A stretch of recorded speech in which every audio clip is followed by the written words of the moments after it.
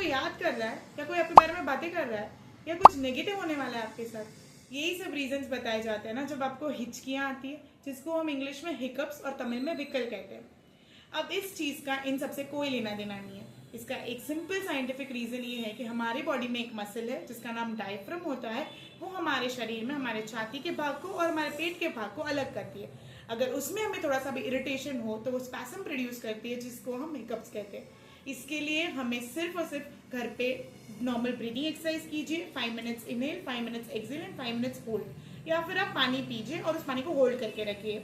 अगर ये करने के बाद भी आपकी हिकअप सेटल नहीं हो रहे तो आप होम्योपैथी दवाइयाँ ले सकते हैं। इसके लिए बहुत अच्छी दवाइयाँ, तुरंत राहत मिल जाएगी।